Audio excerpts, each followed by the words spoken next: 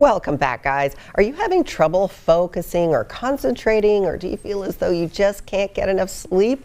These are all symptoms of underlying conditions that might just have an easy fix. Maybe it's time to have a chat with your MD bestie, Dr. Jaya McSharma. Yes. I think so. Yeah, I think so. I have brain fog right now. I need like 10 cups of coffee. I'm like, what am I talking about? I can't remember. I do feel that sometimes, like you just feel like you can't pull it together. Yeah, absolutely. And I think brain fog is kind of this ubiquitous term that we all relate to at some point. Right. But there is a level of where brain fog is becoming a clinical concern. And so I kind of wanted to talk about, like, what does brain fog mean? What does that mean? Does it mean like I just feel like, look, I'm distracted by my hair.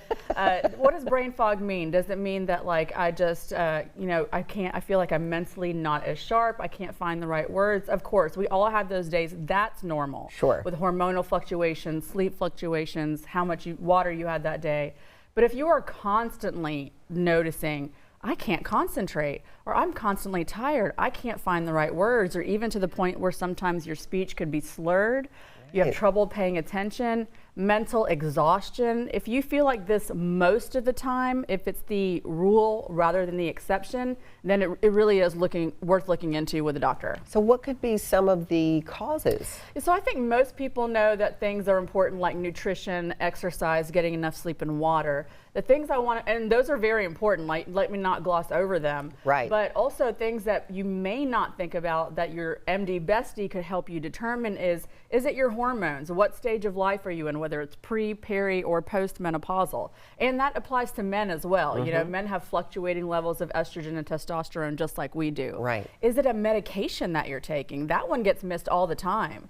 So one of the first things I do is like get the entire list of not just medications, but over-the-counter supplements that people are taking and say, okay, are these ingredients actually compatible with your body? So that's huge. You know, on the medication front, it is very interesting to me because people can be prescribed medication over a number of years and they keep taking it even though they may not need it. And when you start looking at these things, you're like, why are you on this? They're like, I can't even remember. I know. Well, the way the healthcare system is currently set up, you know, you get started on a medicine with one doctor, then your doctor leaves for whatever reason or insurance changes, you get another doctor, and that doctor just continues the medicine because you were already on it.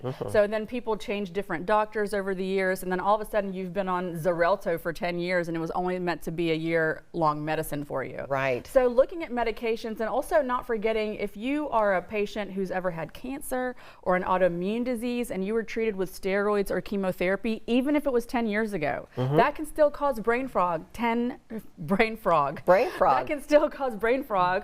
Hoppity hop over to brain fog, even 10 years later. So it's important not to ignore what you've been through. Have you had COVID? Right. That's a huge one. Long COVID is the fastest growing autoimmune disease in the country. Right. So what do we do about it? Great question. Okay, so you want to book a consult with me, your MD bestie, at 318-777-JAYA, of course. But if you have a doctor, you want to go to your doctor, say, listen, my brain fog is a real issue. I've been tracking my symptoms of poor concentration and forgetfulness for some time, and it's 3 weeks out of the month. That's not normal. So number one, know that that's not normal. But number two, review your medications, review your supplements, review what you've been through either surgically or chemically, and then get evaluated. You've got to test your hormones, you've got to test your nutritional status, you've got to test how much protein intake you're taking in every day, and identify some of the basics of what could be leading to poor concentration. Right.